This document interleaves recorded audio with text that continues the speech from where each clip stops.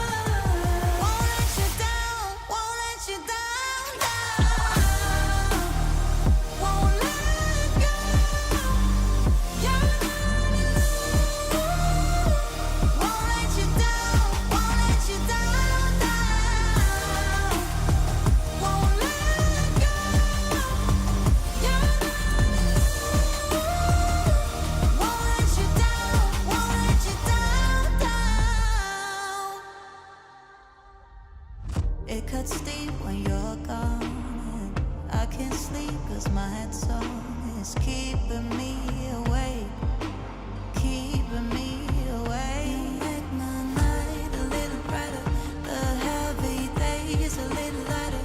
I'll be with you down to the wire. You are the spark to my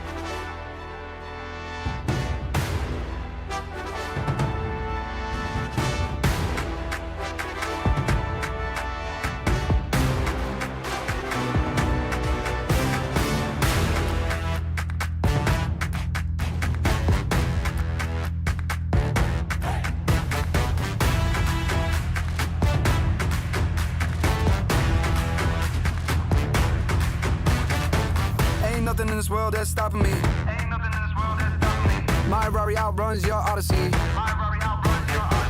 I'm balling, they pay me attention. Going up hydraulic suspension. Ain't nothing in this world that's stopping me. My Rari outruns your Odyssey. I'm balling, they pay me attention. Going up hydraulic suspension. Never young green light, let's go. No amber, no red, go low. Coming with a stop sign, go home. Never young green light, green light, green light. Never young green light, let's go. No amber, no red, go low. Coming with a stop sign, go home. Now we young green light, green light.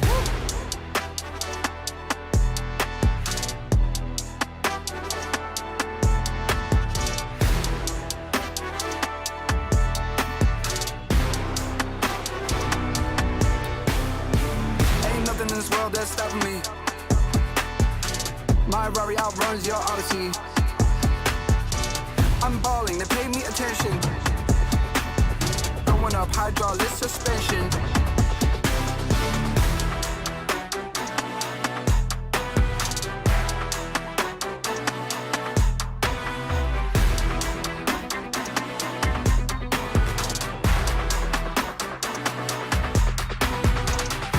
In this world that's stopping me.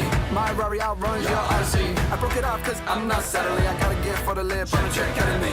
Ain't nothing in this world that's stopping me. My Rari outruns your Odyssey. I'm balling, they pay me attention. Going up hydraulic suspension. Never young green light, let's go. No amber, no red, go low. Coming with a stop sign, go home. Never young green light, green light, green light. Never young green light, let's go. No amber, no red, go low. Coming with a stop sign, go home.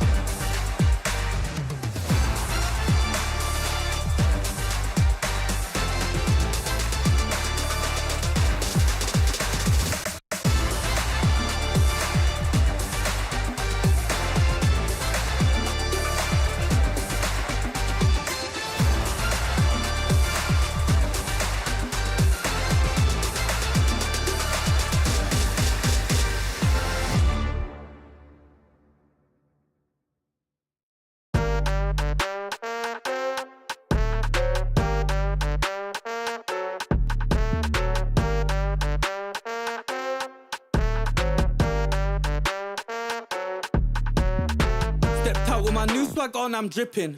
If you wanna chill with a hot boy, come my way for a minute. Come my way for a minute. Step clean any day, won't see man slipping. But you might slip on a drip, man. Tip up the sauce and spill it. Tip up the sauce and spill it. Best cut drop cause the clock's still ticking. Just check the way man stepped, know that I dropped it different.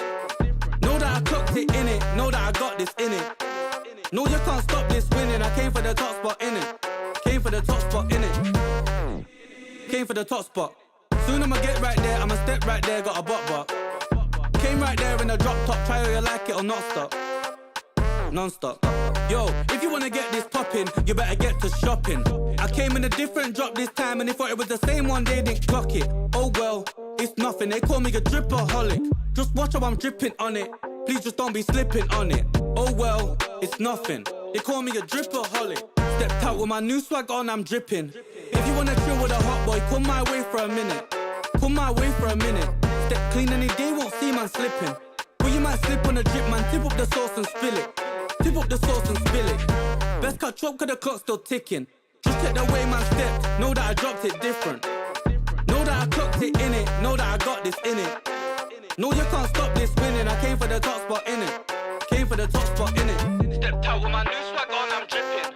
If you wanna chill with a hot boy, come my way for a minute. Come my way for a minute.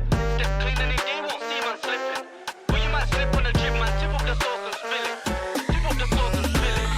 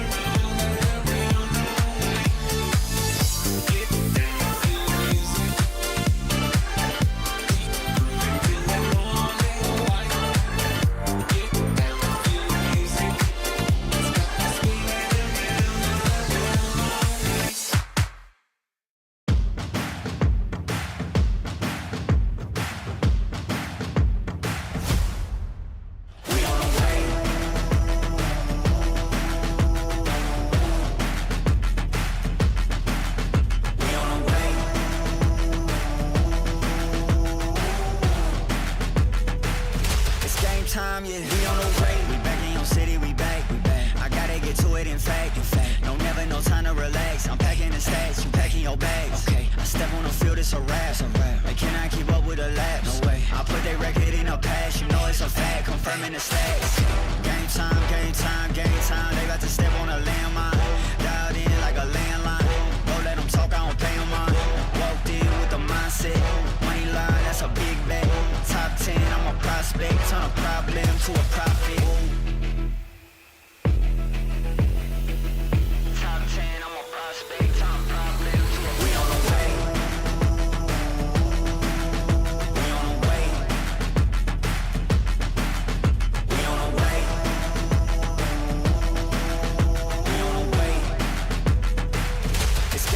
time, yeah, we on the way. Whole team know the mission. Gotta focus all senses.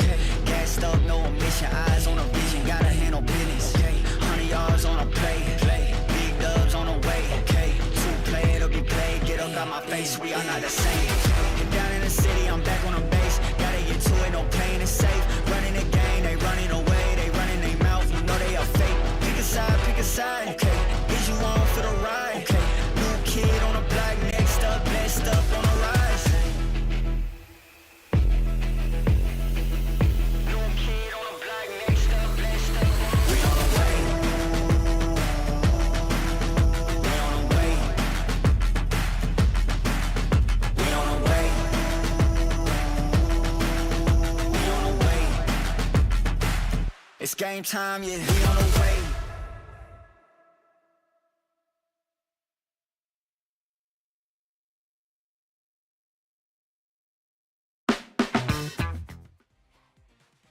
Welcome, ladies and gentlemen. You are watching the MLBB qualifiers for the Esports Nations Cup of 2026. My name is Kronos, and joining me, alongside me, is going to be Private Dancer, and we're going to be bringing you some fine action today in the Esports Nations Cup qualifier. Private, it's a brand new day. It's almost to the pinnacle of every single tournament, every single region. And how do you think it's going to go down?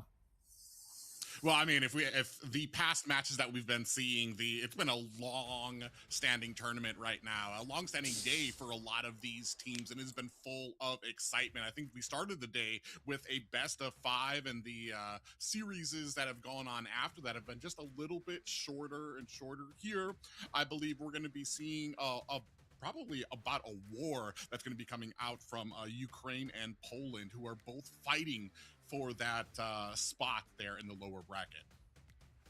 Yeah, and of course, the lower bracket finals, Poland not having a good performance against Kazakhstan. Kazakhstan able to get that 3-1 win over them, despite Poland having some standout players like Pagu, right, from Aurora. So yeah, unfortunately, that didn't work out for them, and they are here in the lower bracket finals. And yes, let's take a look at the format, of course, of the entire competition at the same time. And hey, it's just amazing to have such a format here, Private. Yeah, as you can see here, as we go back over it, for those of you who are just joining us, the participants, Europe, East, and Central Asia has had 14 teams. The qualifiers were a double elimination bracket. Non-qualifying matches are going to be a best of 3. Qualification matches are going to be a best of 5. And like we just said, all of today's matches are going to be qualification matches. So you guys have a bunch of best of 5s to look forward to. 2 slots that will get us into those qualifications, that will get us a slot into ENC. One of them has already gone to Kazakhstan, and we are about to see who that last slot will go to. Yeah, and I think if you're Poland, you must be a little exhausted after having that first BO5, but then nonetheless, it's 14 teams down to 2. One's already slotted, like you mentioned, and I think the other one, Poland, needs to have the mental stamina, the mental fortitude to take it all the way, and I think that that's what it's going to come down to for the next one. Yeah, and they're going to be going up against none other than Ukraine, who already has a very solid lineup, coaching staff, and have had a great performance thus far, but did end up dropping down to the lower bracket. Yep, they do drop down a lower bracket, but taking a look at the brackets as well and how they made their way here. Poland, Kazakhstan in the upper bracket final. Kazakhstan made their way into the NC, like Private mentioned, but then again, Ukraine going against Kyrgyzstan, getting a 2-0 win in this best of 3, and then now looking to face Poland to get the next slot, which is going to be a best of 5 nonetheless as well, folks, and it is looking to be a banger. And Ukraine, they've got some really good players in their squad, knowing that they also are one of the top regions when they play in Europe. Oh yeah, and it's I've been watching a lot of Europe, especially when it comes to EECA, and seeing the amount of talent and how close they are starting to close the gap when it comes to skill level, coming up to the top of Mobile Legends here. But what we are going to find out today is maybe are either of these teams, are they going to be sticking down to what has been ingrained in the meta, or possibly, as the last casters had talked about, maybe Poland is going to be able to kind of go outside the box? Because I think they were a little punished last time when it came to kind of just sticking just to the meta. Well, yeah, I think the meta is important, especially with the way that the tempo has been increased in the jungle, right? And talking about how these players will make their way and understand and stick to the meta, or they're going to go completely left field. Taking the lineup of Ukraine, for me, they're no strangers. I know these guys. They've been playing in Europe for a very long time. Sensei, Stonix, Pelmetronio, God Believer, Macaron. I mean, Macaron, God Believer, Pelme coming from the same team as well as Sensei, and Stonix from the other. These guys are no strangers when it comes to European domination. The only single tournament that they didn't really win in Europe so far was the one that they get the qualifications, the MSC wildcard. So they must be kicking themselves a little bit and say that, hey, we got to lock this in. We didn't get the MSC slot in the wildcard. Now we need to make sure we get to the Esports Nations Cup. Yeah, both these teams coming in with something to prove, with a little bit of a possibly bruised ego coming into this lower bracket match against each other. So we're going to go ahead and take a look at the roster coming in for Poland. Yeah, and looking at the Polish lineup as well. Maku, Silver Nandayo, Kuru, Kusen, and of course the big man himself, Pagu from Aurora Gaming. I mean, this, again, it's not exactly one unit when it comes to five members. Individually skilled, yes, but then again, it's a little bit of a topsy-turvy lineup when you take a look at it. Silver Nandai in the mid lane does give in performances, but not so consistent. But on the other hand, you do have Pagu, right? Pagu, we know he's a standout player. He's proven himself time and again, even in the recent midseason cup. But of course, at the same time, Maku and Kuru, I think these are the names we kind of have to be looking at to get Poland to that next level, to get them across the finish line, especially Maku in the jungle. Yeah, and it always comes down to, I mean, you've got some great players, you've got some great ability when it comes from a lot of these players, but the biggest thing, especially when it comes to the Nations Cup, is how well you can form that cohesive unit to move that team forward. It's not enough to just have skilled players, but you all have to kind of be on that same that same wavelength, that same vibe when it comes to pushing, the macro ability, getting those ganks in, and who your target priority belongs to. Yeah, and you're absolutely right when you say that, right? Just target priority, and all that sums down to communication, because communication is going to be absolutely key when it comes to playing as a unit, because these players don't really play together as many times as we've seen. But then again, talking about Ukraine, also how you mentioned about bruised ego coming into this Esports Nations Cup, a chance to prove themselves. Redemption is what they're looking at, and they kind of need to put everything aside and be playing together as a unit. Yes, they've played together before. I've seen it myself.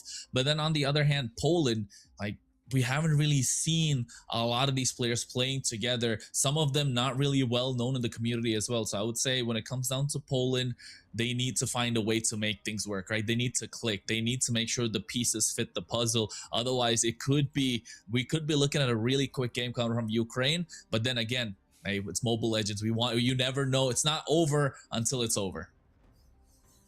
Yeah, and I think one of the biggest, or I think a few of the big pillars that we've been seeing in the current meta is that early game tempo, being able to set that up, and then being able, especially during draft, to kind of think of the long game, not just what you want in that first half, but also what you want to refuse to the enemy, what you want to get through that second half to try to carry you through that last hitch into the enemy's base.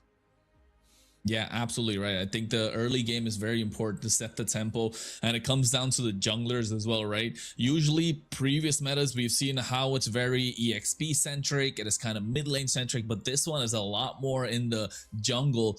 Yes, it was a lot more utility before, but the assassins just increasing and amping up the tempo of the game. And I think both of us sound like a broken record. We've said tempo about 10 times now in this broadcast already, just because of how important it is to set the tone and set the pace for the entire game. And of course, draft is going to be very crucial, very important when it comes to this. And I mean, there are the usual suspects, right? You usually have the Belleric, you have the Atlas, you have yourselves the Minotaur. That's another kind of like a sneaky pick that comes on the roam position. But in the jungle, I mean, I'm looking at the Hirara and the Nolan. I think those two are going to be really crucial to contest.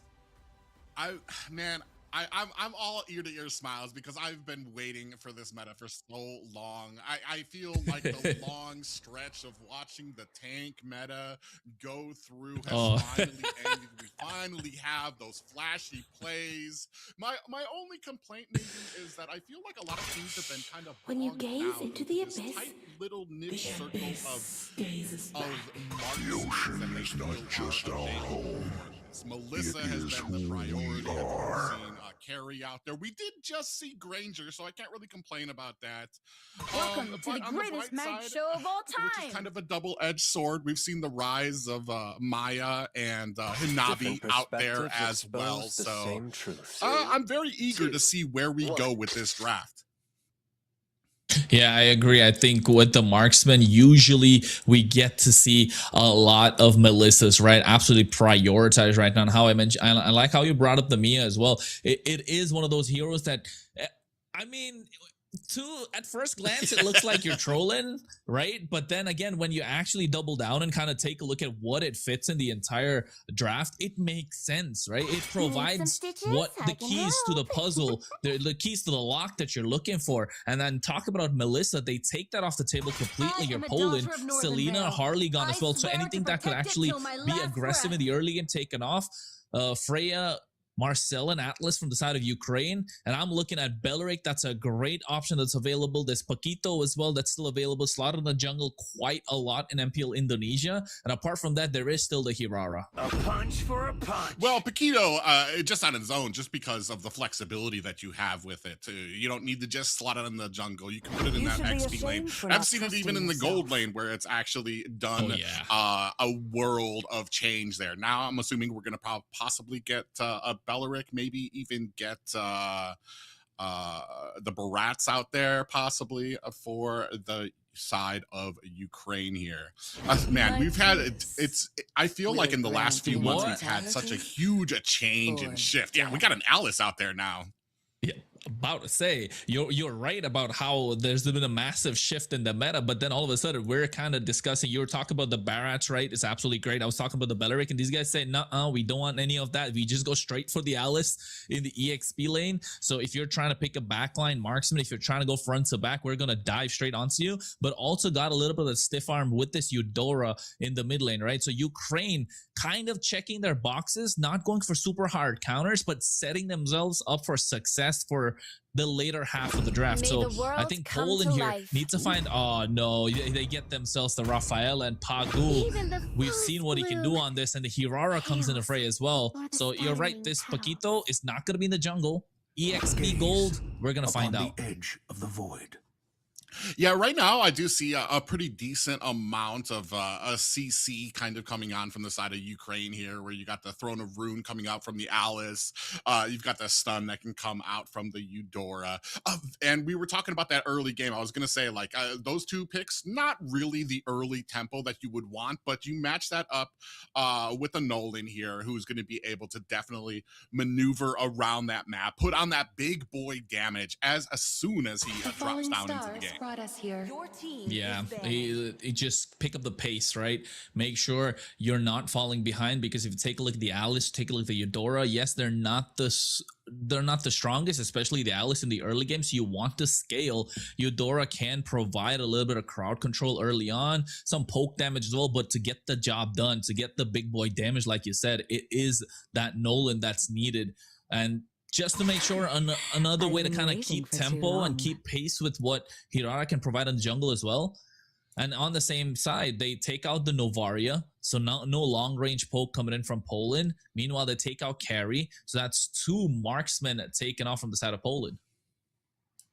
Yeah, they really are kind of focusing down on these marksmen, so we might be seeing something a little bit outside of the box here when it comes to the picks. You still have, I guess, you have Claude out there. I think I heard some comments before the last casters about wanting to see maybe an Ixia out there. I feel like right now, though, in the current meta, Ixia kind of leaves herself out there in high and dry if she tries to throw down that ult. So when you've got such maneuverability coming in from the jungle side here, and Belleric taken off as the last man for the side of Poland. And I will revive it. Yeah, I think one of the only other roamers that was kind of viable, right, to stop this Hirara and Paquito from going in. So you take that off. Brody was taken off from the side of Ukraine as well, and they instantly lock down the Clint, get themselves a little bit of range battle going. They want to play the front to back themselves. So they got, what, 2 Diamond members, one that can kind of be in between with this Eudora. Clint just going to be sitting in the back line, dishing out a lot of true damage. But meanwhile, talking about dive, if you take a look at Poland, they want to go all in.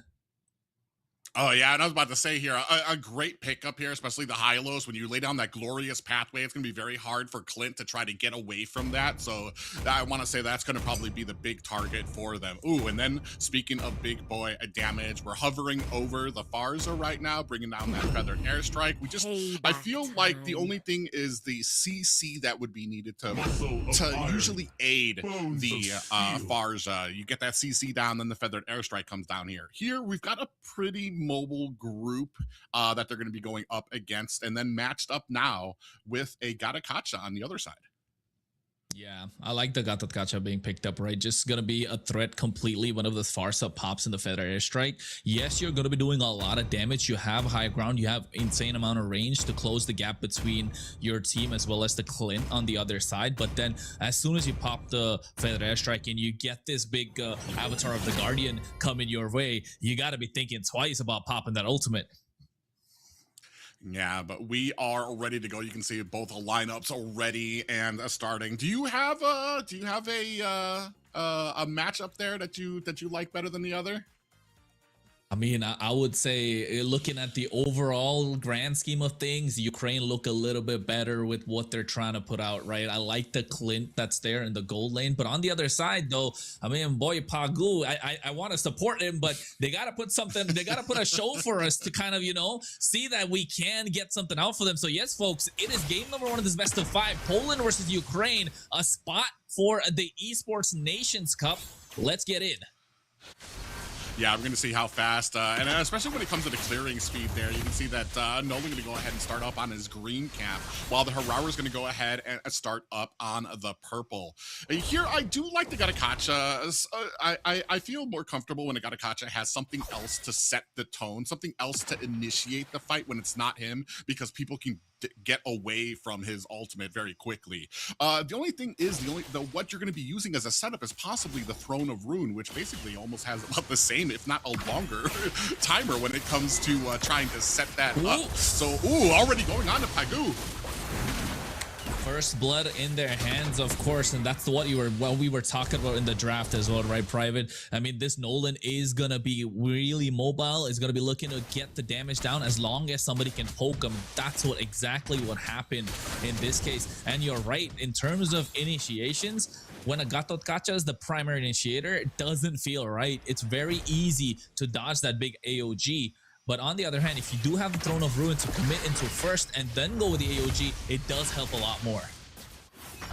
Yeah, and already seeing, coming in with another fracture, and Nandayo able to get himself out of the way there, not trying to end up like Pagu. And man, you can already see the value of just having such mobile heroes. Pagu just seems like the slow sport on it, even though playing a Raphael. Yeah, I mean, at this moment, Poland can only find a way to kind of slow the pace of the game down. They need to maximize the utility of this Hylos. But look at them going straight for Makarov. The falling Maple takes him out. Throne of Ruin coming at the right time as well from Stonex with the help of the Flicker, just to delay the fight and prolong it so that they don't lose out on many more members. And instantly, with the respawn, with the revive, Pago bringing back Mako into this fight. Yeah, now both junglers sitting at 1-1 apiece here. Great answer back from Ukraine, not to let that death go by unanswered. They're able to reply back, get one back, and now it's going to probably be pretty even work going into this. The next turtle, though, is started by Poland. They have great positioning on there. You can see Rise in a little trouble. Oh yeah, Feather Airstrike coming as well at the same time. Glorious Pathway going in. Rise gets taken out by Mako, the Falling Maple. Turtle about 4,000 HP. Who's going to be the first one to get it? Macaron trying to get the retribution, but not going to happen. Mako gets a nice steal right under their noses. And Ukraine, they started off strong, but now on the back foot. Yeah, and with so much CC on your team for the side of Ukraine, it's amazing to see that Mako was actually able to get in there and be able to get that retribution unabated. Oh, and now big surrounding on the Telemetro. Oh, Pelmetroni has to flicker out, but this is what I was talking about, the AOG coming in. They do get one traded, but there's no backup whatsoever. P comes in, just doesn't have the damage to help out and take anybody out. I think Ukraine in this part of the map on the goal lane side, it is quite weak. And Poland are just maximizing value and maximizing potential that can get out of this Paquito early on. Yeah, and just a great grouping coming out from the side of Poland, too, when it comes to just being able to answer, going immediately from the turtle all the way down to the bottom lane to be able to find that gank. And there just was no place for Pelmetroni to go. Hey, but what can he do, man? A cowboy just got no flicker. He pushes back a little bit, can't really do much. All he can pray and hope for is if Nandayo misses those Feather Airstrike shots in this case, and that's kind of why you pick up the Farsa as well, right? That's why we're seeing these these pieces that have been put in their places are starting to work out. We're seeing how it's coming together, and this is what I was talking about Poland as well. They need to find a way to fit all these pieces to get the bigger picture. Once you see the puzzle, then you know that you're moving and getting closer to the victory spot. But Ukraine, on the other hand, I mean, it doesn't look like it. Looks very disconnected apart from Macaron just up in the tempo early on.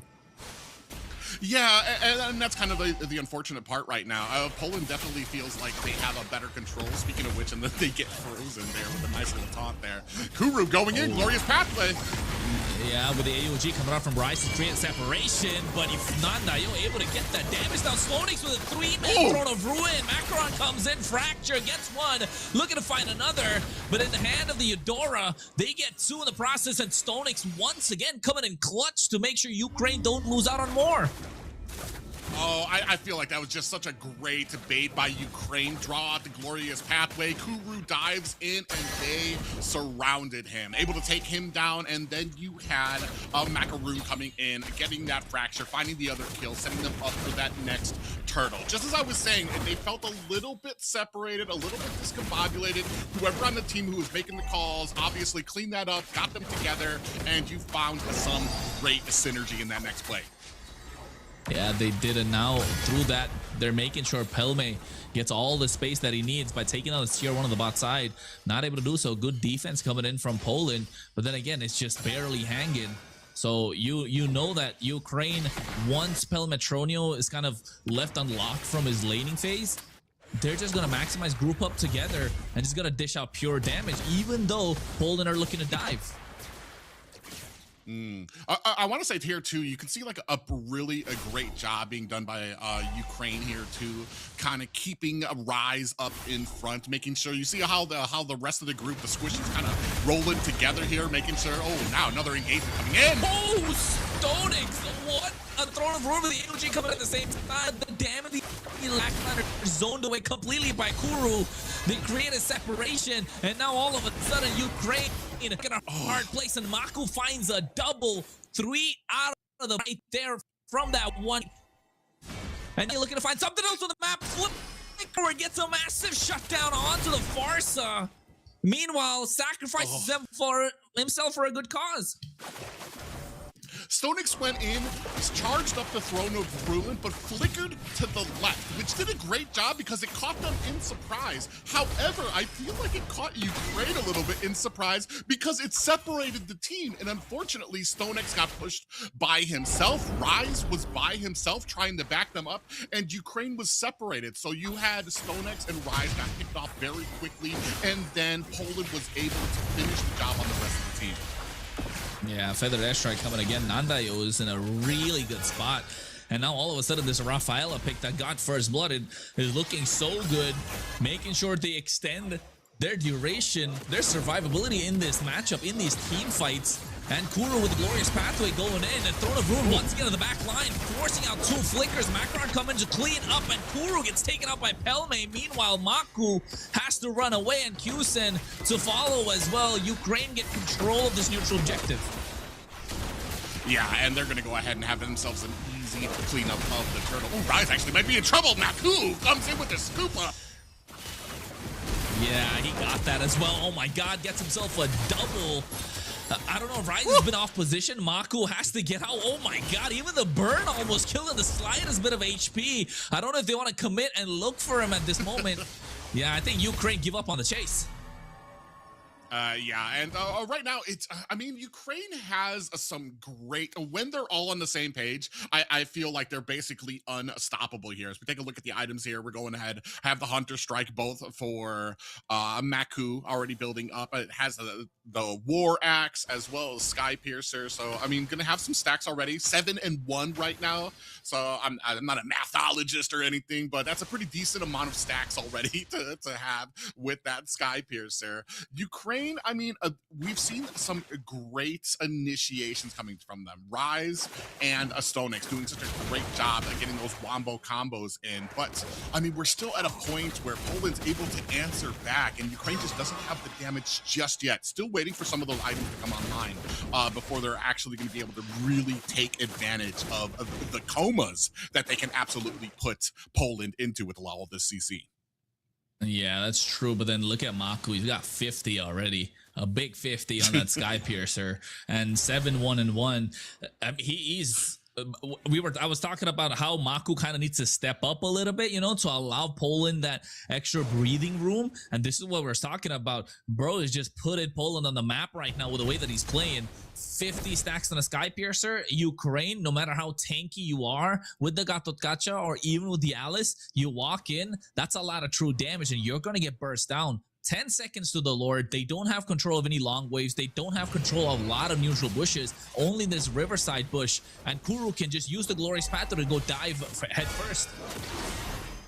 Oh, yeah, they're going to go ahead and look for a little bit of an initiation here. Oh, got a little bit of damage there coming out from Kuzin. But, I mean, when it comes to, I want to say, map presence right now, Ukraine with that mid tower down on the side of Poland, I feel like have a little bit more wiggle room to go ahead and press. Oh, Rise, going to go ahead, catch out Maku. Yeah. And you're right about how they position themselves to kind of take them out, but there is diving headfirst, Glorious Pathway, AOG coming in to create a separation as well. Stonix doing the same, Throne of Ruin, looking to catch 2 members, and they catch Pagu, but look at Thunder's Wrath who come out at any point, and this Eudora reaping rewards for Ukraine. They take one down, they bait out the spells, and now all of a sudden they get control of this Lord and should be looking to take it down and get at least a couple of towers out of it. Yeah, and that's exactly what I meant. You still had the mid tower up for Ukraine, so you really had to try to close the distance on them, and unfortunately Poland was not able to. As soon as they were able to get back to the tower, they were able to turn that fight around, get the advantage, and then get the Lord. Easy peasy, lemon squeezy. That's what Ukraine did. Oh. And then now all of a sudden, Macaron looks like he's gonna get chased down. It's gonna be another stack. No, it's not. It goes to the hands of Silver Nandayo, but they got a 4-man rotation for it. Now Mako gets caught out as well. Falling people trying to make it up, but one Throne of Ruin catching 3 members. Kusin trying to go for a knockout strike, but Pelme left completely untouched. Mako bobbing and weaving, looking to catch him off guard, but the damage is a little too much and they have to run away. But Stonix looking to cut off their escape. Silver Nandayo with a feather airstrike, and Stonix moving forward takes him down. Oh, it's risky from Poland. It's very messy. It's very scrappy, and Ukraine are making them pay for it. That was just some unfortunate positioning by Silver Nandayo, getting caught and separated from the team as they were getting chased down. Oh, and now he goes down as the rest of Poland trying to even the odds. Yeah, they're trying to, but the target has to be Maku, right? He has a lot of stacks of the Sky Piercer, and he's stacking up even more. That's 60 we're talking about right now. Pelme looks like he's gonna get chased down. Falling Maple coming out as well. Stoning some Macron, doing everything they can to stave him. Throne of Ruin, but Maku, Hirara, just so mobile, able to escape out of that. Like a bar of soap in the shower, slipping out of all of their reaches. Nobody able to catch him there, even with a little bit of help there, and the amount of damage now coming out from Pelamatrono. Yeah, absolutely, right? Very slippery, slithering her way through the entire time, and I think this hero, it shows why it's such a prioritized pick. Just absolutely insane. Level 2 power spike.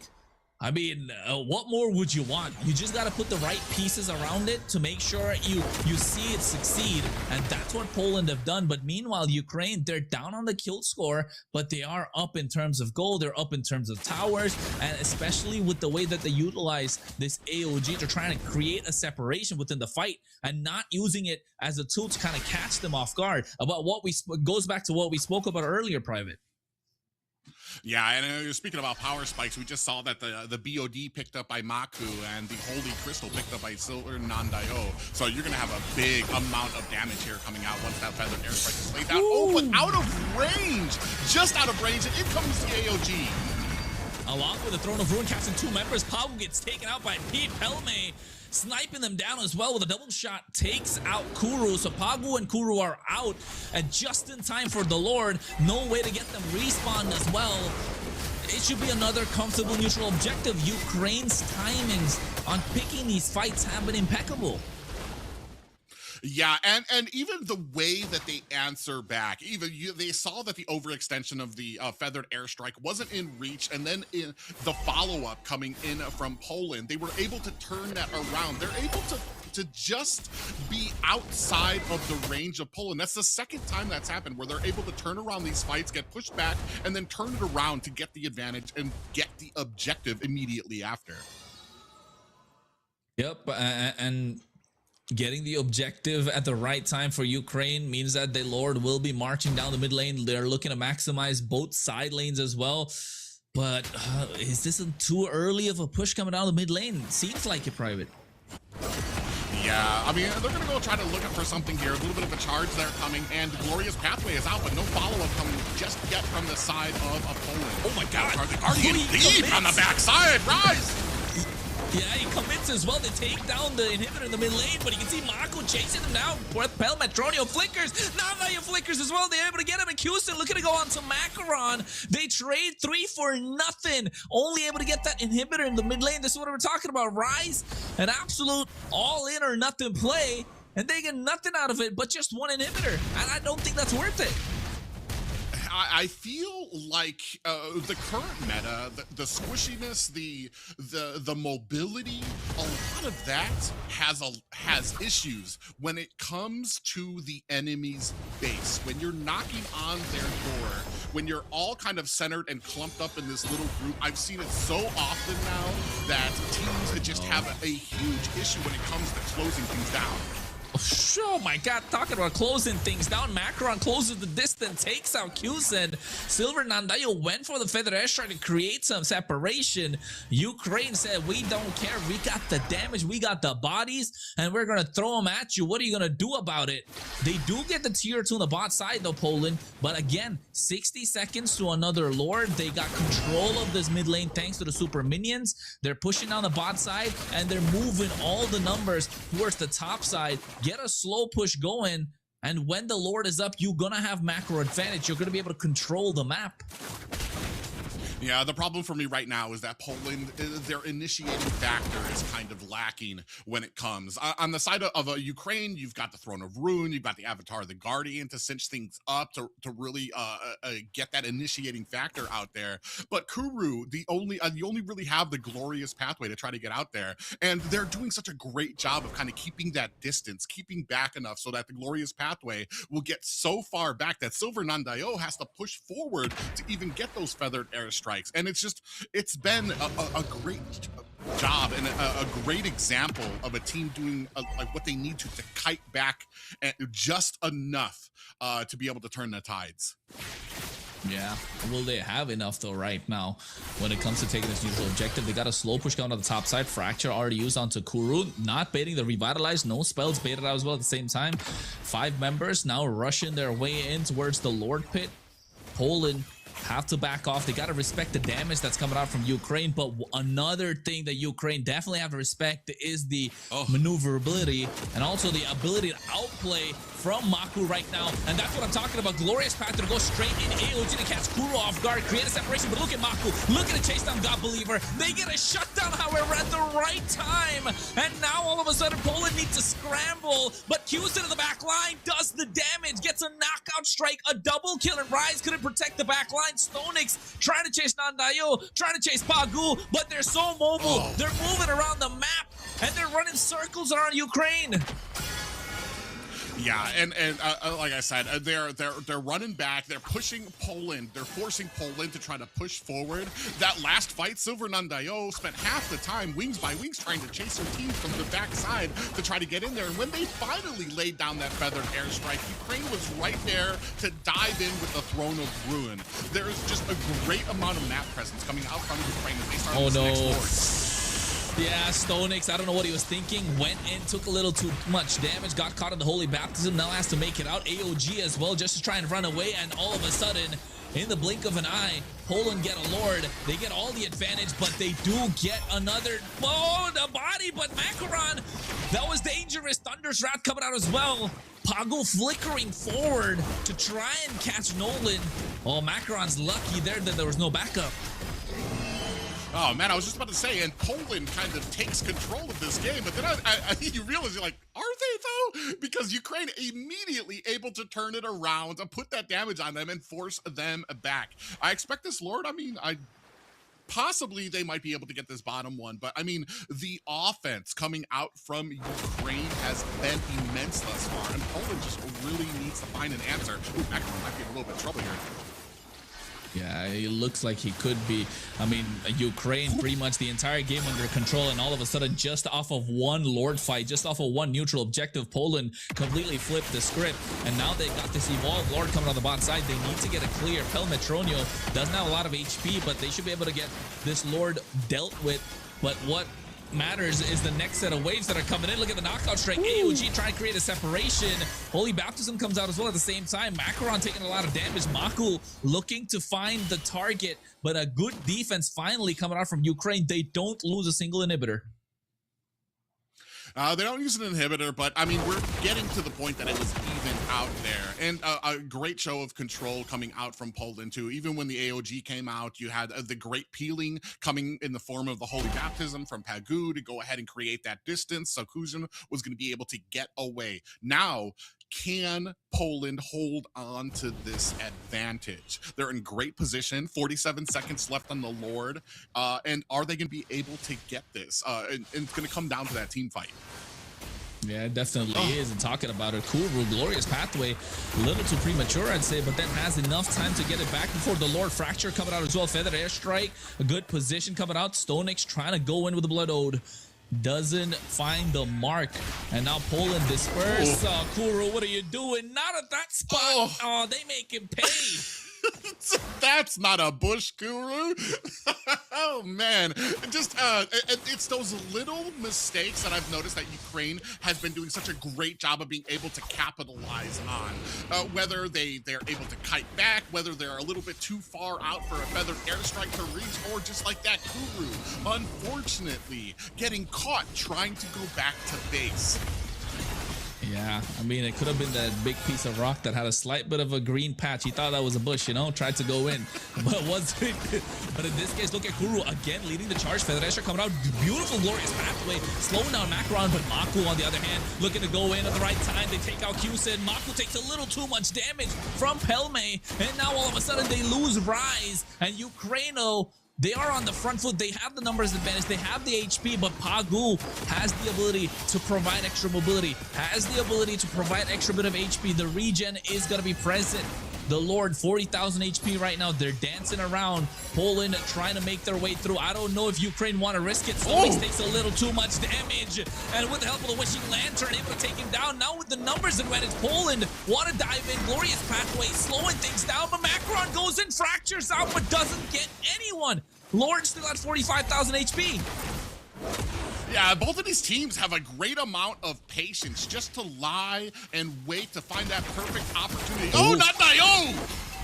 Yeah, I don't know. Oh no, he gets taken out. It's a shutdown. Just mispositions himself. No flicker. Was just used a little earlier. And God Believer with this Eudora making sure he capitalizes, make sure he punishes the mistakes that's coming out from Poland. Yeah, and right now, they actually are in a good position here now. People come in from the side. You have Glorious Pathway out. AOG comes in, gets to the back line, but nobody home. Here comes the rest of the members. Fracture already dishing out the damage, but with the blessing, Pagu making sure his team can move out of all that damage, all that crowd control. Again, Ukraine turned their attention to the Lord. Stonix is up, could make his way. Poland have to get this one without Nandayo. No high ground, no burst damage. They should be able to give up this Lord. And yes, Macron seals the deal. Able to get that neutral objective. They back off, look to play it slow, and the Lord is marching on the mid lane. This double tanky front line coming from Ukraine is just, it's a huge amount to really deal with. I mean, you've got Rise, and I feel like almost Rise and Kuru are coming on the same page where they like to try to get those initiating factors and sometimes leave themselves out in the open. The Witch! What an AOG just at the edge of using the Glorious Pathway. Stonix goes into the Throne of Ruin as well. At the same time, Kuru gets taken out. Massive damage from God Believer on this Eudora. And now all of a sudden, they're walking in. Nandayo looks like he's going to be the target. Macron gets caught. The Sky Piercer stacks are stacking up, but the base crystal is going to be the target for Ukraine. Eye on the prize. 1-0 in this best of 5. Oh, and what a pace. We were talking about that early game tempo, and it just felt like both of these teams were right there from the beginning, but just felt like Ukraine was just that much more disciplined when it came to these engagements. Yeah, much more discipline, and I think just knowing what they got to do, just put in the pieces. It's not a lot of hard counters, but then with the AOG, you make sure they're off position. You break their formation. Then all of a sudden, when the front and the back line are separated, or if the damage dealers are separated from the rest, or if the Farce is kind of left alone with Pagu, Stonix goes in, massive Throne of Ruin, and boom, all of a sudden you can't move, no flicker. Pelmetronius free hitting from the back. Macron comes in, flanking from the side. Everything worked out for Ukraine. But on the other hand, for Poland, though, Maku with a standout performance. Even Kusen able to get the target in the back line at the right time. And you can tell with the stats, yes, Nandayo had a lot of damage, 138,225 to be exact. But then again, they just didn't have that extra body in the front line to hold the front lines, to kind of give space, some breathing room for this Farsa. Yeah, it felt like, especially as we move to the mid and late game, Kuru, his mistakes were punished way more exclusively than when Rise would go in way into the back with the AOG. You'd see him dive into the back, Rise dive into the back, and the rest of the team he'd still be able to kind of make his way out of there. Whereas Kuru, there was just so much CC on the side of Ukraine that when he overextended and he pushed in with those glorious pathways, he was stuck there. His team either needed to come in and help, or he was going to be laying down within a minute. Yeah, absolutely. And I think he tried to hide in that bush in the rock, which was not a bush exactly, to be true. And then like just completely got shut down, and God Believers like, yeah, you're really going to do this in front of us? We're going to make you pay. And they did absolutely do that. So I think it's just these small minor mistakes, which were big punishes coming out from Ukraine. And also it was not just one minor mistake, just multiple small mistakes that just stacked on top of each other, just allowed Ukraine to play a better game, gave them more space, right? And that's the key factor. Yeah, I think you mentioned it a little bit earlier. When it comes to all of these teams, the great players that you have, they don't always play together, but that means that it's even more important for communication to be the prime pillar of your team. There were a few instances, like we said, when the Hylos would go in with the glorious pathway, when the entire team of Poland was being chased, and you had Silver go ahead and split off from the team to try to get away and then get picked off. There's just those little things that if the communication probably was a little bit better, the team could operate just as one single unit and one great cog in this great machine. We saw some of the instances in it, especially in the early game, where they were just doing such a great job. But unfortunately, Poland or Ukraine was just, I mean, a well-oiled machine and operating just as that one unit that was needed. Yep, absolutely. And I think after this, of course, we might be heading into a short little breather. So, folks, I mean, don't go anywhere. So I guess stay tuned and we'll be back for the next one. Know that I dropped it different. Know that I clocked it in it. Know that I got this in it. No, you can't stop this winning. I came for the top spot in it. Came for the top spot in it. Came for the top spot. Soon I'ma get right there, I'ma step right there, got a bot. Came right there in a drop top, try how you like it or not stop. Non-stop. Yo, if you wanna get this poppin', you better get to shopping. I came in a different drop this time and they thought it was the same one, they didn't clock it. Oh well, it's nothing, they call me a dripperholic. Just watch how I'm dripping on it, please just don't be slipping on it. Oh well, it's nothing, they call me a dripperholic. Stepped out with my new swag on, I'm dripping. If you wanna chill with a hot boy, come my way for a minute. Come my way for a minute. Step clean and they won't see man slipping. But you might slip on a drip, man. Tip up the sauce and spill it. Tip up the sauce and spill it. Best cut chop, cause the clock's still ticking. Just check the way man stepped. Know that I dropped it different. Know that I clocked it in it. Know that I got this in it. No, you can't stop this winning. I came for the top spot in it. Came for the top spot in it. Stepped out with my new swag on, I'm dripping. If you wanna chill with a hot boy, come my way for a minute. Come my way for a minute. Step clean and they won't see man slipping. But you might slip on the drip, man. Tip up the sauce and spill it. Tip up the sauce and spill it.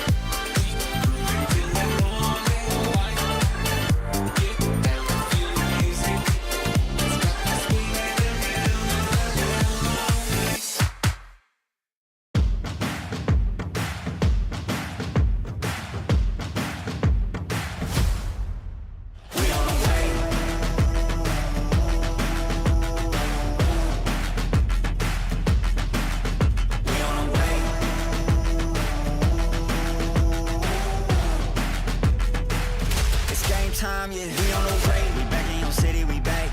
I gotta get to it, in fact. No, never no time to relax. I'm packing the stats, you packing your bags. Okay, I step on the field, it's a wrap. Like, can I keep up with the laps? No way. I put that record in a pass, you know it's a fact. Confirming the stats. Game time, game time, game time. They got to step on a landmine. Dialed in like a landline. Don't let them talk, I don't pay them on. Walked in with the mindset. Money line, that's a big bet. Top 10, I'm a prospect. Turn a problem to a profit. Top 10, I'm a prospect. Turn a problem to a we on the way. We on the way. We on the way. We on the way. It's game time, yeah. We on the way. Whole team know the mission. Gotta focus all senses. Gassed up, no omission. Eyes on a vision. Gotta handle business. 100 yards on a play. Big dubs on the way. Two play, it'll be played. Get up out my face. We are not the same. Get down in the city, I'm back on the base. Gotta get to it, no pain is safe. Running the game, they running away. They running their mouth, you know they are fake. Pick a side, pick a side. Okay, is you on for the ride? Okay, new kid on the block, next up, blessed up on the rise.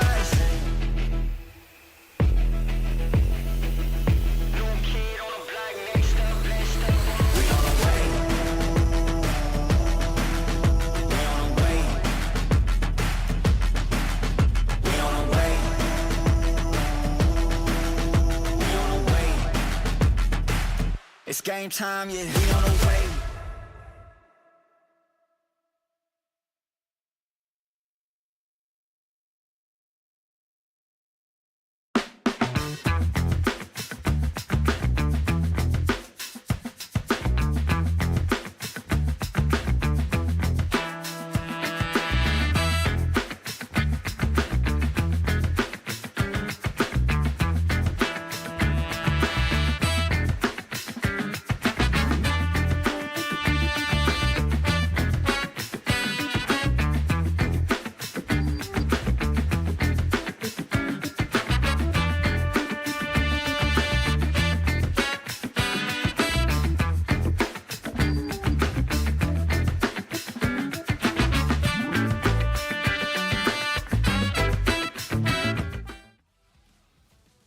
Welcome back, ladies and gentlemen. Private Dancer here, accompanied by Kronos, to go through this lower bracket where Poland just suffered and went up against Ukraine, who have been the monsters of Europe right now. And basically, I want to say giving a little bit of a taste of that to Poland to see if maybe Poland can kind of come back with maybe something a little bit fresher for this next draft. Yeah, they got to come back with something fresher, at least a fresh mindset going into the next game, because otherwise it looks like Ukraine, yeah, they're losing out on battles, but they're winning the war, because Poland just making these tiny mistakes. We spoke about it a little earlier as well, and just Ukraine punishing, capitalizing, maximizing what they can get out of that one mistake, and then all of a sudden Poland are they just don't know what to do. They had the advantage, they had the kills, they got the objectives, and all of a sudden they're just losing around the map entirely just because these small, tiny mistakes. So Ukraine, European powerhouses of their own right, of course, have been given consistent performances, community tournaments. They have been on top, especially these 5 players. Then again, Poland, hey, they showed us that they can hang, right? They got a taste of Ukraine a little bit, but I think Poland got their own flavor. I feel like it kind of suffers from what you see a lot of professional teams that don't have exactly the same amount of experience that some of these tried and tested teams do. And this was like a perfect example of when these small little mistakes begin to add up throughout the game. At the beginning of the game, you had a pretty crisp and clear Poland kind of starting in, but as the game progressed, a few and these little mistakes started happening more and more often. Felt like maybe communication started slipping a bit, which happens with a lot of teams when once like the heat is on, once you start getting into lockdown mode, people stop talking, people stop communicating everything that they need to each other. And I feel like here we kind of got a little bit of a taste of that, where Ukraine was able to kind of really take huge advantage of a lot of these mistakes, whether it was Hylos overextending, I believe Silver on the Farja got separated from the team. There just were these tiny little mistakes that Ukraine was just able to take full advantage of. And let's not forget about the draft. I feel like, man, it was a rough spot even to have a Farja in there. I love the damage. You saw it was a ton of damage that came out of there, but man, when you've got an AOG coming out from Ganakacha, when you've got the Throne of Rune coming out from Alice, it's like Farja was just a sitting duck, and you had to be very careful about those feathered airstrikes that you laid down. Yeah, Farsa definitely a sitting duck there. Wants to be a flying bird. Even got a wings by wings skill, just saying, just to fly out of harm's way. But in this case, you got people just throwing bodies, just flying out of nowhere and catching her off guard. So yes, I think, yes, you're right about how the competition is in such a way where these players are not exactly at that same level. Pagu, of course, we know he's played at the tippy top level compared to each and every single player that's in that current lobby, right? Out of the 10. And then of course the only other name that's kind of familiar, I would say, for me in Poland is Nandayo, and he again is an amateur tournament player as well towards the community scene. Haven't really seen a lot of success in competitions for himself as well. So I would say in terms of the skill, right, Ukraine evenly amongst each other, so the communications there, everyone's on the same wavelength when it comes to what they want to do. Meanwhile, on the other side, Poland, I mean, either everyone has to step up to see what Pagu can maximize and give value for the rest of the team, or Pagu needs to find a different answer, you know, maybe take a different route. What you think, you know, you gotta go Hellcurt Rome to be a damage dealer to make them win? I mean, there's options out there. I mean, well, with where we're at with the current meta, I mean, I wouldn't even doubt to see a Hellcurt out there right now. But I feel like, and this is the most important spot probably when it comes to a team like Poland, is you just took your loss. You got dropped down to the lower bracket. You just took a loss to a team like Ukraine. You have to understand, they already, and I know they understand what type of team that Ukraine is. Here is where it matters. Can you adjust? Can you make those modifications to your play style, to your draft, to find that winning combination and to kind of keep that communication up, to keep that tempo like we've been talking about. It's one thing to be able to start the game with that great tempo, but you see when teams keep on swinging at each other, when they're constantly maneuvering, we saw them at the beginning of the game, even being able to get that first turtle, get all the way to the bottom lane to be able to find themselves a gank within like 5 seconds of that, to the point that it surprised the gold laner down there as well. But as we continue with the game, keep that focus, keep that communication open with them so that you can continue and be successful all the way to the end of the game. Yeah, you got to make sure you stay locked in. Otherwise, the other team are just going to take it away from you, sweep the rug underneath your feet. But this time, however, they're switching sides. Ukraine on the blue, Poland on the red. And I think instantly taking out the Freya from the side of Ukraine. Poland taking down the Melissa. The Melissa, like you mentioned, right? It's a hero that's just so prioritized in the gold lane with the current meta. Just sits pretty in the back line and dishes out damage. You try to dive in, you got to go away to protect you. So you don't want to deal with that whatsoever. And also, Pel Metronio, Melissa connoisseur. Like, he's known for playing Melissa when Melissa's not even in the meta. So it's better safe than sorry in this case. Yeah, I believe Poland was had already banned this out the first time, so no differences when it comes to the draft of this time. Kind of wondering, we've been seeing, like, when it comes to having that blue or that red side, it feels like you have just a little bit of an advantage being able to answer that first pick from your opponents, especially if you're leaving open such powerful picks out there.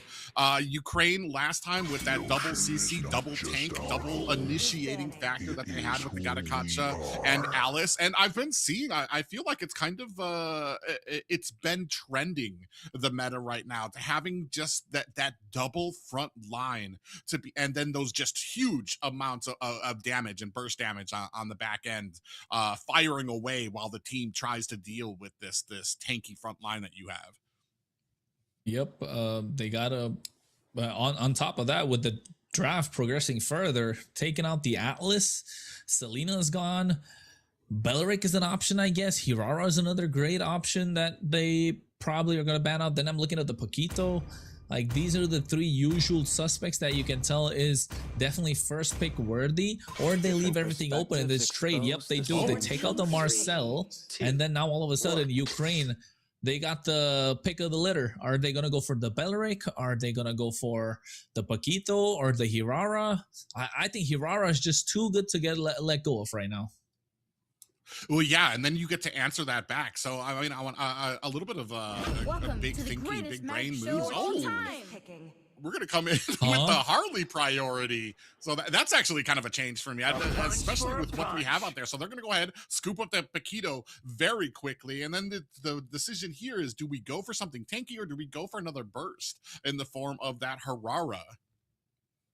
I don't know, man. I think these guys are feeling themselves a little too much right now. You know, there's other heroes that are really good. So it's just a comfort pick. I know it is for Macron. Doesn't really care much about the Hirara. That's fine. But Paquito is still available. There's still the Belleric that could be an absolute menace. So now on the other side, they don't care about either. They go for the Paquito. Yes, they lock themselves a Uranus. Well, Uranus good because he can get in front of a lot of those deadly magics to kind of block out a lot of that damage. And they're, oh man, and Ukraine still, man, I love the scalability of what we have already on the just with these three options alone. Navaria's just recently come back into the meta, especially if you're able to land those orbs. She just does a huge amount of damage, and we already saw how prolific Ukraine can be with that Clint pick. Just you're able to get in. But especially Uranus trying to get away, if he's getting CC'd down or getting slowed at all, Clint is going to be able to just dish out a huge amount of damage. Yeah, I like how the Novaria is there as well. Like you mentioned, those orbs, right? But the thing is, who's going to catch him?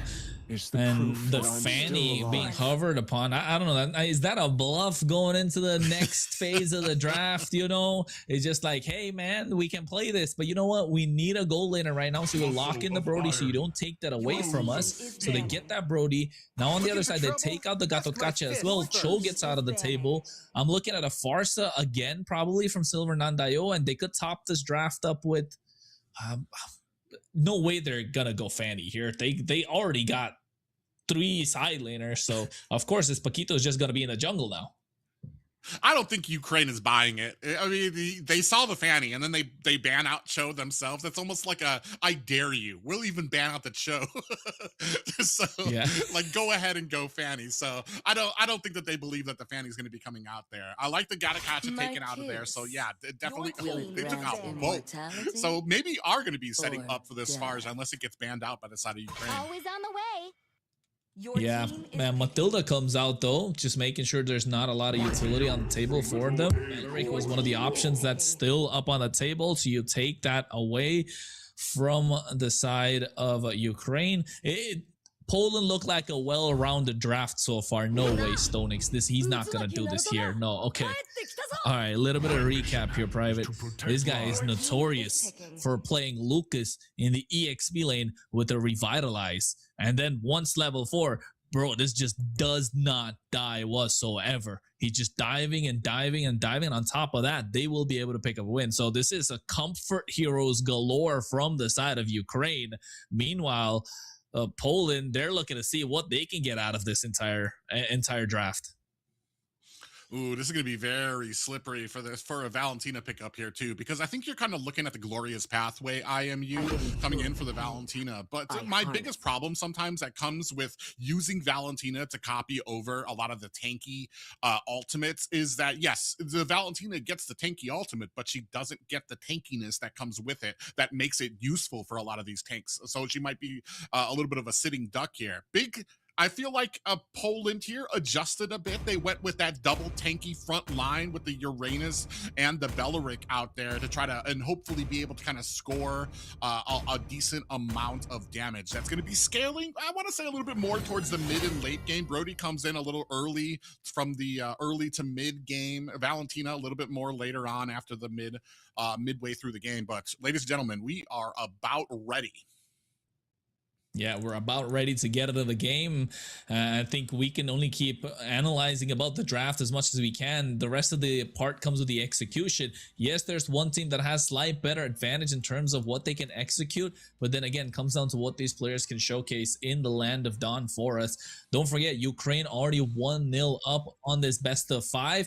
And of course, if they get this victory, they will have match points. So Poland needs to find a way to get the score equalized. Otherwise, Ukraine might just be running away with it. Yes, Ukraine and Poland here, both looking at a shot, a invitation to ENC at the lower bracket right now. Ukraine is up 1 as we start things off at the mid lane here. You see a little bit of pressure being mounted by Poland to go ahead and shove in this lane. Yeah, shoving in the wave. Nandayo on this Valentina, probably looking to take away that beast form, right? That's coming out from Stonix. Able to dish out that flash step, flash combo. That'll look really nice and neat. It kind of is the straightforward counter to the Lucas, but then again, I think Rise is just being a massive body blocker to make sure Macaron can farm up. Rise in a little bit of trouble there. Is going to have to use go ahead and get that healing out there. So he does walk away from that, but big pressure mounting from Poland. And kind of interesting because Ukraine just kind of stood there, allowed Poland to stand and watch. Now they're going to go ahead and try to find themselves into this purple buff. Ooh, Silver actually tried to come in there looking for a little bit of a steal, not able to find it. And Pagu might be chased down. Almost got the job done there, Macaron, but you know, they're applying pressure, making sure he doesn't farm up so easily. Poland, that's what they need to do. You make sure you find where this little magician is around the map so you don't get caught off guard. And now making his way to the top lane, 12 seconds to the turtle. Ukraine look like they're in a good spot right now. Yeah, as the timer for this turtle ticks down, Poland trying to find themselves. Oh, a little bit of a fight there happening. You can see Paquito pushing forward. I guess we're not going to be able to. Oh, Macaron off screen. I thought there was a fight there. I'm like, I guess nothing happened. But eventually, down goes Maku to set up this turtle, and Ukraine in a great position here. Stonix on the back line, trying to push away Nandayo. Yeah, gets themselves the turtle off of that one pickoff, and it's just first blood just before a neutral objective. I don't know, I think Maku must be a little tilted, right? Off position, tries to go in, tries to get a knockout strike, but then gets knocked out himself. So you can tell Ukraine on the board early, able to get first blood, able to get a neutral objective. Now slowly we'll start stacking up, and that's what Poland are trying to do, deny some jungle creeps. Ooh, Paku in a little bit of trouble there. Took a face full of deadly magic. Might be able to find himself an escape. Maku in trouble. Gets slowed down by that glorious pathway, and that is going to be 2 in the pockets of Ukraine. Again, you know, again caught off position, but this time Nandayo was with him. Then he saw everybody looking to chase him down. He turned into Nine-Tailed Fox and he said, I'm out of there. I'm sorry, Maku. I can't stay in because I'm going to go down with you. And Maku has to pay the price. 0-0 now on a Paquito who's supposed to be an early game jungler, and you're denying the early game potential in the hands of Poland. Ukraine are having a jolly good time. Yeah, and I want to say, even with P, I feel like it's been a little wide with a few of these orbs when it comes to connecting with heroes. Still able to clear out the lane, but even with those orbs going, I want to say a little wide, Ukraine still has a firm grasp during a lot of these engagements to be able to kind of find the damage that they need, especially to be able to find somebody as slippery as Maku can be. He's got to be slippery at a certain point, but at the moment the threat from this Paquito is just completely neutralized. He just got to farm up slowly, get some gold in his pocket, get the items, and then find the squishier targets, right? Macaron as well as God Believer on the Noria. But how are you gonna catch this Noria? That's the question. Like, she's just sniping from afar. There's no chance you can catch him. You have nobody to dive in forward. I mean, Kuru's got to be a menace and kind of solo his lane, garner the attention of Ukraine. Only then will they be able to create an imbalance in the entire map. That's a great point too. Like, I mean, especially as we start moving into the later game, Novario is just going to have a huge advantage. Turtle pick up there by Poland, but still, I want to say still pretty much an even game. Nobody able to really put the touches. Oh, Kuru way back in the back line. Glorious pathway has been laid out, and Macaroon able to find the kill there with the assistance of an orb from B. Yeah, my goodness, Novario just a massive snipe, right? I don't think Kuro expect that amount of damage just piling on top of him. I mean, at the end of the day, he's a Uranus, but then again, it's just magic damage on top of magic damage, and he does need items to scale. He needs items to become that unkillable machine that he usually is. But in this case, just not allowed to do so. Ukraine, they're fine not increasing the tempo. They're happy. They got 2 kills. They want to scale. They can just wait it out. Oh, Silver Nandayo tried to go in with that wolf form. Not able. Pelamatrono doing, I want to say doing a great job. I always kind of consider Clint one of those, he's got some of the shortest escapability when it comes to his ability to kind of get back and still able to kind of create that distance here. As we see, oh, 4-man coming down. Oh, but they decide against it as they lose the wave.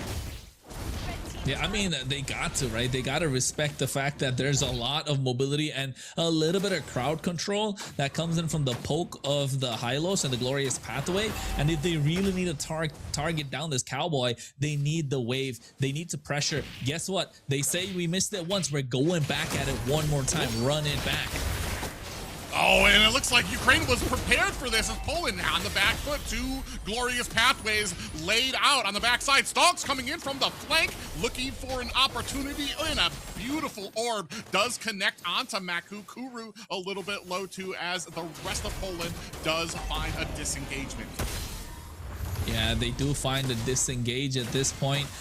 But they do get the job done. They get that tier 1 on the bot side. They create the space. And now Pelmetronio is under threat. He has to go to the top side as well, or find a safe haven for him to play with. But this turtle looks like it's going to be Ukraine. Yeah, you can see a lot of damage coming out from the side of Ukraine, and the push back onto Poland to go ahead and zone them out. You can see all of them about half health. A great job that P is doing with these orbs. Oh, just a little bit wide of there. At the beginning of the game, I was like maybe giving a little bit of crap there about missing a few of them, but I want to say through the last 2 minutes has been like a sniper with these and the damage that has come out there. Another one lands on the Silver Nandayo as at the top lane, minions are beginning to crash out there. This might be all for Ukraine. You have the Astral Echo going out, giving vision, expanding those hit boxes of the side of Poland. Now continuing on to this Lord. Lord, this is going to be a turtle. We do have a Glorious Pathway out there. Now looking for the engagement. Rise in the front line of it as the rest of Poland looking for an engagement here. But from the flank comes in Stonks to go ahead and push them to the side. Kuzin finds him with a torn apart memories. We do have the Wrath of Dry coming in as Kuzin finds himself a kill onto Rise and Macaroon as well. And a great play there for the side of Poland. Yeah, good play from Poland off of the back of it. They get 2 kills in the hands of Kusin with the torn apart memory as well. They get themselves a tier 1 in the mid lane, so they're opening up the map a little bit more. But then again, the problem still stands a little bit, right? Who's gonna target down this Novari? Who's gonna target down this Clint? You get clear of the front line. Macaron caught off position a little bit. You do maximize what you can get. Until we see this Novaria kind of get taken down, Poland will not have a sure shot way to get into or crack open the jungle or even the base of Ukraine. But still, a win is a win, and Poland will be happy with what they got out of it. Yeah, Warax picked up for Maku. But, I mean, if you're not able to close the distance on that back line to be able to take down Navaria, the very least you can do is Kuru and Pagu start mounting that defense, get yourself an Athena's shield, make sure that you're in the front and you're blocking these astral orbs. You don't have to kill her if you make her a non-factor, hopefully. But, I mean, you can still see the damage going on to Kuru there. That's about a 33% of his health just chucked down from one orb. And that's supposed to be a tank too, right? That's supposed to be your frontliner in that process. Even has the radiant armor, for God's sake, along with tough boots as well. So that's a lot of magic defense in his a lot of magic armor as well. So I would say in this case, one good thing for Poland, of course, Kusin does have the Sky Piercer, right? So now the damage can start showing. Now they need to pick these fights. Now they need to become a problem. And you're right, if to kind of make this Novaria the non-factor, you build these magic defense items, but on top of it, if you just destroy all the rest of the 4 members and leave only the Novaria standing, then it's not going to be much of a problem either. And with the itemization, definitely Poland have the advantage now. They can push the pedal to the metal and kind of take this way. But look at Maku just waiting for Novaria to be spotted, just flanking from the side, and then all of a sudden will be a complete threat. Yeah, Maku lying in wait at that bush right now. We're kind of dancing around the board, baiting it out, waiting for an engagement. Astral Echo goes out. Big pop-up comes up from the Lord Glorious pathway. Has been coming out by Silver. Pagu in trouble at the top. Does find himself a bit of an escape. Maku able to go in, throw some punches, and find himself an escape. And on the back foot now. Only 3 members of Ukraine here still at this fight. Kuru. Very low. Silver Nandayo eats an orb and is taken down to about 10% health. Oh, and Maku right there, able to assist with that kill. Kusin finds himself another notch on his belt. Yeah, and that's a stack of the Sky Piercer, right? Target that as 10 on the counter. And then now all of a sudden, Poland are looking a little more stronger to Novaria. Right, able to hit that orb, like you mentioned, from afar. Nandaya was lucky it wasn't maximum rage. Otherwise, that was a headshot for sure. But here, they get themselves a Lord, utilize this neutral objective to maximize control over the map, and then kind of tilt the rest of the pressure in your favor. The next Lord is going to spawn on the bottom side. So if you are Poland, you want to get a hit on the top inhibitor. You want to be able to chunk it down as much as possible so you have control of the far lane when you're fighting for the next Lord. So a mistake from Ukraine is what they're hoping for right now. And Poland might just be able to force it out. I mean, Poland right now, I love this composition. They're able to learn from the last composition. They're like, hey, man, the double tank actually works. And it's doing a great job here. Even with Stonks able to go, as I say that, they just ate an echo or an orb coming out from P there. Now looking to possibly find some damage on to this high ground tower. We do have the Glorious Pathway out now to go ahead and slow down and possibly be able to take down the Lord before it reaches the high ground. Focus now at the mid as Astral Echo goes out on the Poland. They make short work of that. Rapid Dryad is out. The knockout punch coming from Maku is going to be able to put the damage on, and the finishing touches. Kusin finds himself a double kill as Rise goes down next to Stonks.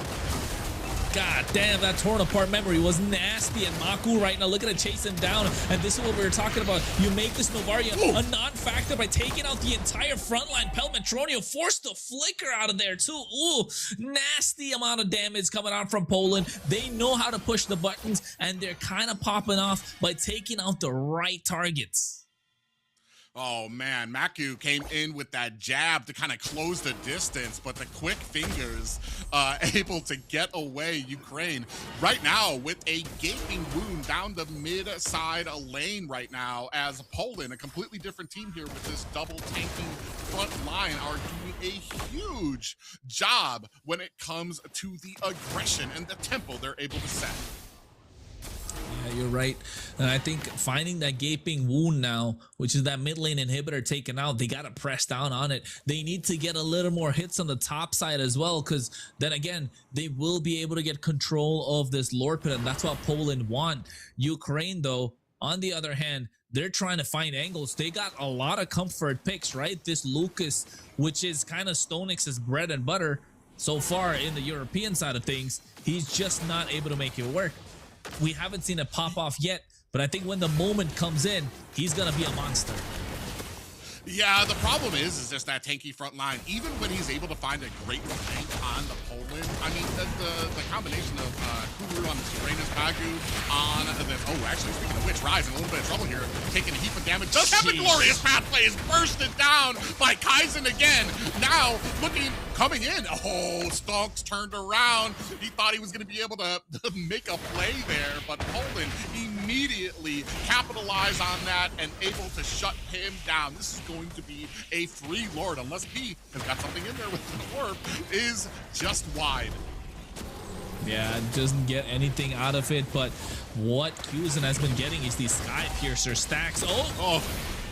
Oh, we were talking about P still able to get away there. Unfortunately, it seems like Palamatranio is not quick enough. A big flicker going in with that Wrath of Dryad, and now P might be in a little bit of trouble here, trying to defend here. Now the rest of Ukraine coming in as the Poland now continuing to push their way in through mid. Lord marching its way in. 4 members here right now as Valkyries can come in and try to join the fight. Glorious Pathway is out. Astral Echo comes out from the side of Ukraine. Ooh, Kaizen might be in a little bit of trouble. Deadly Magic able to get picked off there. Macaroon able to find himself a kill there as Stonks able to get back to the base as well. Ukraine might be able to turn this around. Poland back on the back foot as the rest of the team looking for an escape. Kuru might be in trouble here, taking a little bit of damage here. Gets a little bit of an orb for his escape. In goes Stonks, looking for the killing blow, is not able to find it. Oh yeah, and guess what? They overextend this fight with the help of the Glorious Pathway as well. Pagu is super low. Oh, I can't believe he was able to get away there. Oh, another orb lands on the Kuru, but he does have that defense. I wouldn't be surprised if he has that Athena shield on, because that did a lot less damage than I was expecting. And Silver Nondio able to catch P. And now Ukraine on the back foot as minions beginning to tunnel through the bottom and top lanes. Yeah, no amount of poke now to try and get the job finished off with the help of Macaron. That was, I mean, not... God believer on this, Novario has been using those orbs from afar, and finally Nandayo says, I have this beast mode, let me just unlock it and just throw this at you. And he did and got the kill, and now all of a sudden with that one kill, Ukraine are now have to mount a masterful defense. Silver said my orb is bigger and absolutely mollywopped me with that, I forgot what that's called that comes out from him. But you can now see it does look like Poland's gonna have to be on the back foot here, being chased down by Ukraine.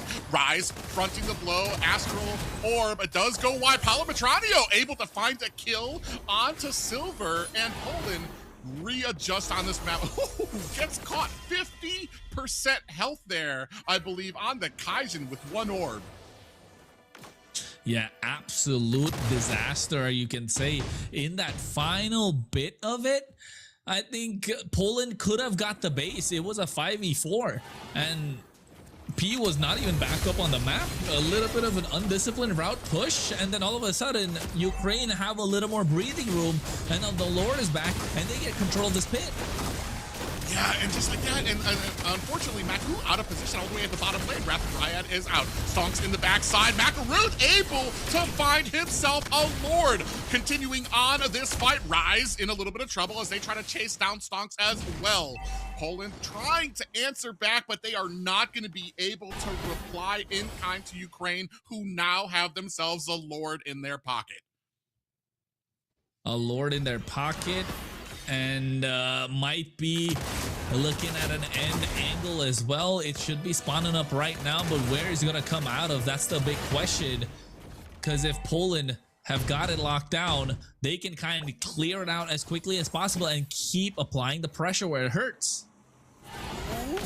A nice little spot out there by P. It is going to catch out Maku and Pagu. Now trying to see if they can go ahead and defend this mid lane. Oh, look at the damage going on. The Kuru's going to be able to jump his way out to safety. Maku from the bottom side as well. I believe Maku's going to go ahead and try to get that split push from the bottom to maybe get himself a little back door onto the base. So keep an eye on him in that mini map at the bottom lane as this Lord pushing in from the top.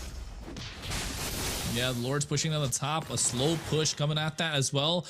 Mid lane, they're looking to take down this tier 1, looking to get the tier 2 next. But look at Maku, like you mentioned, able to get that clear, right? Oh my god, the damage from this Novaria, jeez. Yeah, right now you can see Kuru doing himself trying his best to kind of stay in that front line, trying to dodge out these astral orbs coming out. Lord now up at the top, you have a glorious pathway. The rest of the team kind of engages in there. IMU glorious pathway coming out as well. Damage is fixated on, oh, looks like Pagu way into the back lines, looking for some damage onto Rise. We do have an immortality has been procced. I couldn't see who that was. It looks like Stonks actually might be in a little bit of trouble here. Getting bursted down, looking for some damage, trying to find himself an escape. Kuru chasing him down, decides wisely against chasing him too far. Yeah, this game is reaching the 20th minute mark right now. Death timers are going to be really long, and at that, you know this Uranus is going to be super tanky. He's going to be able to eat everything that you have at him. He does have the Purify as well to make sure he can get out of a sticky situation. So Ukraine, this Lucas hasn't worked out, right? Every time he goes in, they're kiting it really well, Poland. And on top of that, they have Kusin, who's not gone down a single, I mean, he's gone down once ever since he got that stack on the Sky Piercer. So I wish we could take a little look at that and see how far ahead he is in terms of the stacks. Probably at 42 or something right now. And that should still be enough to be a massive threat. So Poland need to get the job done quick with the next Lord. 10 seconds. Yeah, there you go. 45 stacks in the Sky Piercer. So yeah, he's still gonna hurt. It's still some unholy amounts of damage. And Novaria just needs to target down Kusin. And the more you soften him up, and the finishing blow can be dealt by Macaron, and that should be the game plan they need to work out. It's just that he hasn't been able to target him down the entire time. Yeah, because you've got this huge Pagu is doing a great job, Kuru doing a great job, and Kuzin's doing a great job keeping his distance, staying in the back line, laying on that suppressive fire when he needs to, and that's why he's got those stacks. So that's why he's got 8 kills, is because they're not able to close the distance. Lord, 50% health. You have an Astral Echo comes out, followed by the glorious pathway. Kuzin actually might be in a little bit of trouble here. You can see on the back end, Macaroon finds the deadly magic. Kuzin is down, and now the rest of Poland on the back foot, looking for an angle to get in here. Ooh, Rise almost got caught there with that recall. And Poland actually in a strong position for this Lord, and that's unfortunate, and that's what happened. Look at the base. Minions are starting to crawl all over it like ants, and that's the problem right now. When you have all of your turrets down, all of your towers down, that means that you have a time limit for how long these fights can go before you have to answer that at your base. And we just found that out from Ukraine. Yeah, and they still keep going. Stonix this time goes in. Oh, a nice orb does hit Maku. Immortality has been procced, but taken out by Stonks. The rest of Ukraine now trying to follow up on the bottom side. Down goes Kuru. Though it's a big tanky boy that is down. It's just Silver, Nandayo, and Pagu left for the side of Poland. And now looking to try to maybe even the odds here, putting on that damage. You can see Pagu might be in a little bit of trouble. That orb just goes wide. Glorious pathway is out. Silver Nandayo still trying to put on the damage. Pagu gets taken out by P. Kaizen next on the list as Rise finds the finishing blow. It is 10 to 11, and somehow Ukraine have found this game, have found their second win, able to push into the base. Are they going to be able to end it? Just like that, 2 games up over Poland. Yeah, there was a messy game though from Ukraine, right? Finally, towards the end, that Lucas was able to do something to get them an advantage on the map.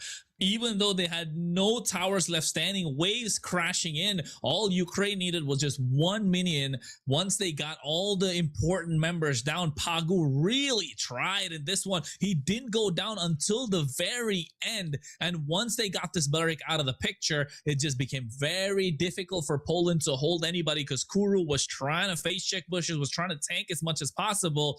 But at the end of the day, this Novaria was an absolute threat, sniping from afar. And all Ukraine wanted to do is get the base crystal. They didn't care. They knew the timers. They saw a whole wave was going to spawn up. So they knew their base was really safe. And towards the end, they committed all their members to try and clear the wave, get the final push. And they got the job done. Ukraine might be a little, they can't really pat themselves on the back off of this win because of how messy it was. But definitely Poland put on a good show. So if Poland are looking to come back, it's now or never. You know, reverse sweep is always on the cards.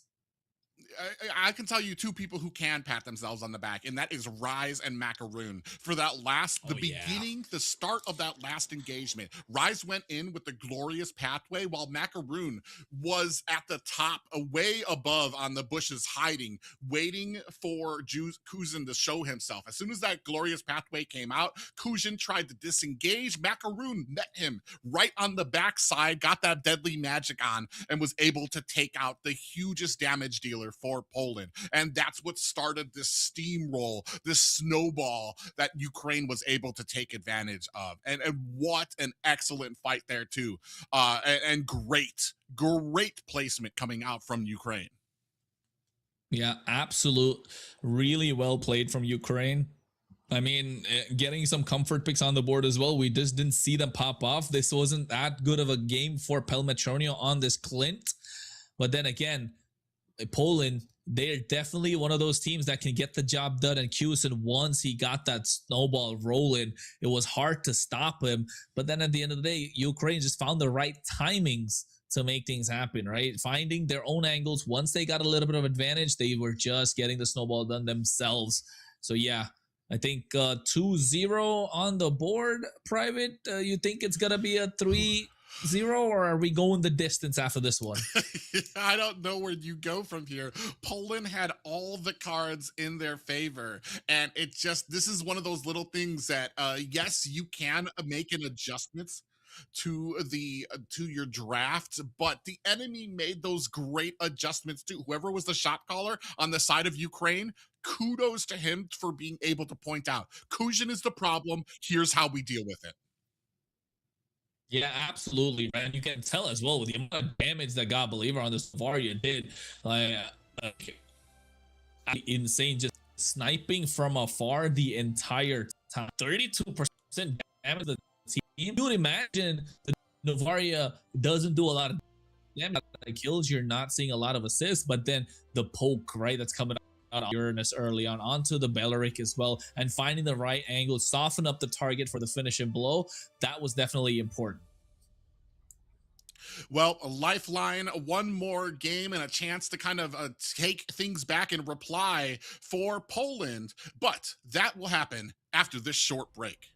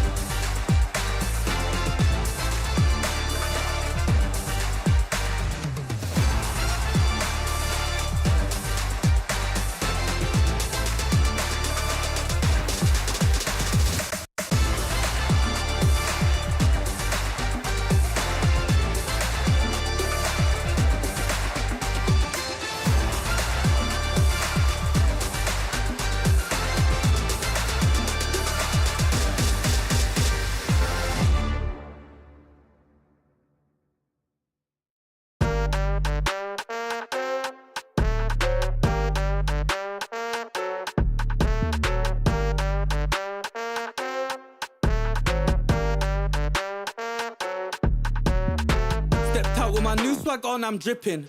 If you wanna chill with a hot boy, come my way for a minute. Come my way for a minute. Step clean any day, won't see man slipping. But you might slip on a drip, man. Tip up the sauce and spill it. Tip up the sauce and spill it. Best cut drop, cause the clock's still ticking. Just check the way man stepped. Know that I dropped it different. Know that I clocked it in it. Know that I got this in it. No, you can't stop this winning. I came for the top spot in it. Came for the top spot in it. Came for the top spot. Soon I'ma get right there. I'ma step right there. Got a bot. Came right there in a drop top. Try whether you like it or not stop. Non-stop.